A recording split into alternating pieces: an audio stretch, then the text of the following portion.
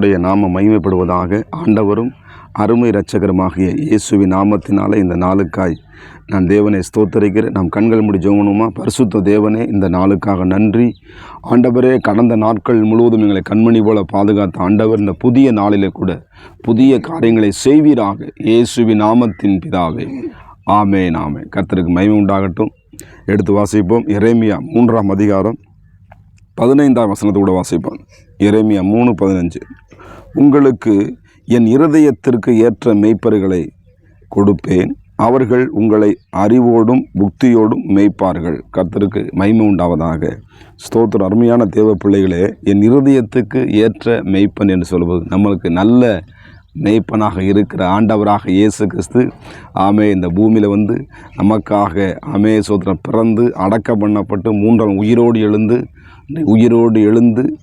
இருந்து சீசர்களுக்கு தரிசனமாகி பரத்துக்கேறி பிதாவின் வலது பரிசத்தில் அமர்ந்திருக்கிற நம்முடைய தேவனாகிய கர்த்தர் ஆமே சோத்திரம் இந்த பிதுகு நாள் சொல்கிறார், நான் உங்களுக்கு ஏற்ற மெய்ப்பனை என்ன பண்ணுவோம், இருதயத்துக்கு ஏற்ற, என் இருதயத்துக்கு பாருங்கள், அவர் இருதயத்துக்கு ஏற்ற பிள்ளைகளாய் நாம் மாறும் பொழுது குடும்பத்திலையும் சரி ஊழியத்திலையும் சரி நமக்கு நல்ல ஒரு தகப்பன் ஸ்தானத்தில் நம்ம என்ன பண்ணுவாங்க.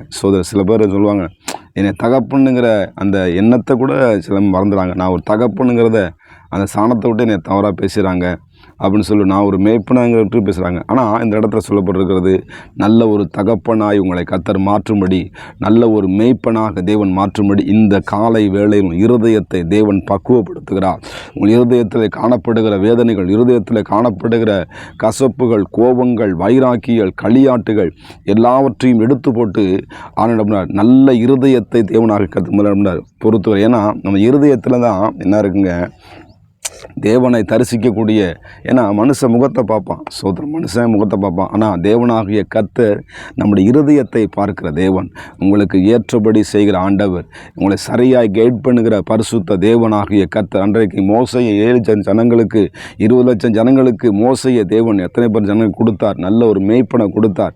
அதுக்கு என்ன பண்ண ஜனங்கள் அவங்க முறுமுறுத்தாங்க, ஆமே சோதரன் சண்டை பண்ணாங்க. இன்றைக்கி அந்த காலை நேரத்தில் உங்களை போய்த்து நான் மேய்த்து கொண்டிருக்கேன், குடும்பத்தில் நான் எல்லாம் சரியாக செஞ்சேன், தகப்பனை போல இருக்கிறது தான் செய்கிறேன், ஆனாலும் என்னை முறுமுறுக்கிறார்கள், என்னுடைய வார்த்தைக்கு செவி கொடுக்க மாட்டாங்க அப்படின்னு சொல்லியிருக்கிறீங்களா? இல்லை, இந்த புதிய நாளிலும் கூட உங்கள் சத்தத்துக்கு ஆமே கர்த்தர் செவி ஆண்டவர் உங்கள் வார்த்தைக்கு கர்த்தர் செவி கொடுக்கும் பொழுது நிச்சயமாய் உங்கள் குடும்பத்தில் உங்களுக்கு செவி கொடுப்பாங்க.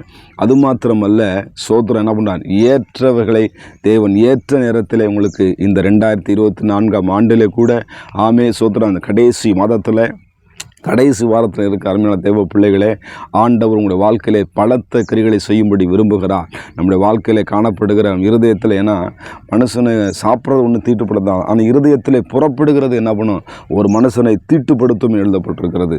அதில் அநேக காரியங்கள் எழுதப்பட்டிருக்கிறது.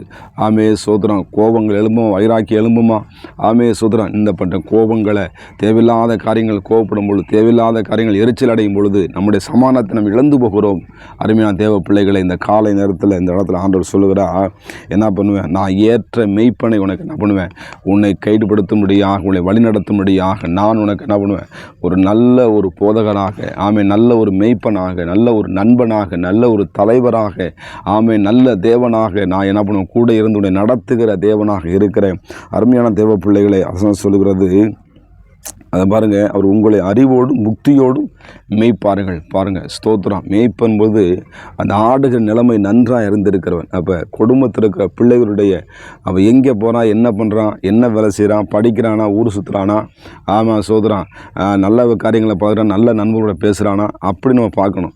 நம்ம வாட்டுக்கு ஞானம் இல்லாமல் இருந்தோம்னா பிள்ளைகள் வேறு வழியாக என்ன பண்ணுவோம், அவங்க சிதைஞ்சு போயிடுவாங்க. நம்முடைய குடும்பத்தை சரியான பாதை நடத்தலைன்னா நம்ம என்ன பண்ணுவோம், நம்மளுக்கு குடும்பத்தை சரியாக நடத்த தெரியல அப்படின்னு சொல்லுவாங்க. ஆனாலும் நம்ம குடும்பத்தை, நம்முடைய கொடுத்த பிள்ளைகளை, நம்ம கொடுத்த வேலையை நம்ம சரியாக செய்யும். நம்மளை ஏற்ற நேரத்தில் ஏற்ற வேலைகளை கர்த்தர் சரியாக நம்மளை வழிநடத்துகிற சர்வ வல்லமுள்ள தேவன் நம்மோடு இருக்கிறார் என்பது தேவ பிள்ளைகளை நீங்கள் மறந்துடாதீங்க. நம்மளுக்கு நல்ல மேய்ப்பனாக இருக்குது, நல்ல குருவாக இருக்கிறவர் நிச்சயமாக கர்த்தர் உங்களை ஏற்றவர்களை கொடுத்து உங்களை நிச்சயமாக உங்களை ஆசீர்வதித்து உங்கள் வாழ்க்கையில் மேன்மையான காரியங்களை செய்வார். அவங்களுக்கு என்ன சொல்லுகிறாரோ அதன்படி நீங்கள் செய்யுங்க. உங்கள் தண்ணி திராட்சை ரசமாய் மாறும்.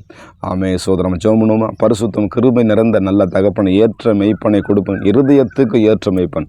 ஆண்டவர், இருதயத்தில் சுத்தமுள்ளவர்கள் பாக்கியவான்கள், அவர்கள் தேவனை தரிசிப்பார்னு வார்த்தையின்படி இருதயத்தை பரிசுத்தப்படுத்துங்க. இருதயத்தில் காணப்படுற காயங்களை ஆற்றுங்க. நல்ல ஒரு குடும்பத்தின் ஆண்டவரே தகப்பனை போல ஆண்டவரே சோத்திரம் தகப்பனின்